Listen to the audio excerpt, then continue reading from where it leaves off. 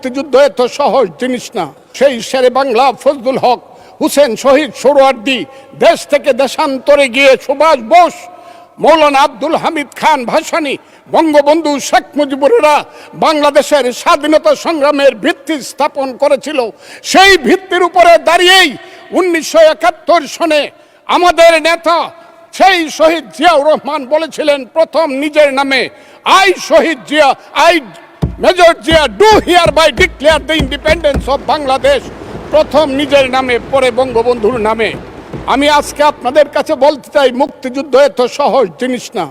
আপনি যে এখানে বসে আছেন, আপনি যে সালুটি করে যুদ্ধ করেছিলেন 4 দিন, কত লোক মারা গিয়েছে, কত সন্তান শহীদ হয়েছে, একটা বন্দুকের আওয়াজ, একটা কামানের আওয়াজ সিলেটে হয়েছে, আর আমি ময়মনসিংহে বসে সেই আওয়াজটি শুনেছি। আখাউড়াতে সেই নদীতে যে যুদ্ধ হয়েছে, যে যুদ্ধে নেতৃত্ব দিয়েছে খালেদ মুশাররফ, হায়দারেরা, সেই শব্দ আমার বাড়ি থেকে 100 কিলোমিটার দূরে সেই শব্দ আমি শুনেছি।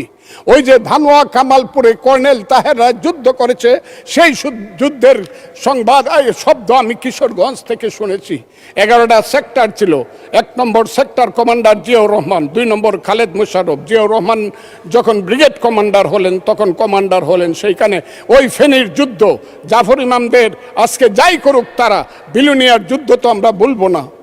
2 নম্বর সেক্টর কমান্ডার খালেদ মুশাররফ হায়দার, 3 নম্বর সেক্টর কমান্ডার শফিউল্লাহ, 4 নম্বর সিআর দত্ত, 5 নম্বর মীর শৌকত আলী, 6 নম্বর MK বাশার, 7 নম্বর কাজী নুরুজ্জামান, 8 নম্বর MA মঞ্জুর, 9 নম্বর MA জলিল, এবং সর্বশেষ 11 নম্বর হইল কর্নেল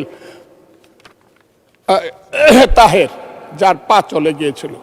সেই যুদ্ধ, যে যুদ্ধে সারা পৃথিবী জড়িত ছিল, যে যুদ্ধে ইন্ডিয়া 3রা ডিসেম্বর 1971 সনে আমাদেরকে সহযোগিতা করার জন্য অংশগ্রহণ করেছিল, এবং তার হাজার হাজার সৈন্য এই মাটিতে রক্ত দিয়ে গেছে, এবং যে ইন্ডিয়া আমাদের দেশের স্বাধীনতার জন্য বঙ্গোপসাগরে যে 7ম নৌবহর এসেছিল, আমেরিকার বিশ্বযুদ্ধের রিস্ক নিয়েছিল, আমাদের জন্য সোভিয়েত ইউনিয়নের মতো 3টা ভেটো দিয়েছিল, তা না হলে আমাদের দেশ স্বাধীন হতো কিনা সন্দেহ ছিল।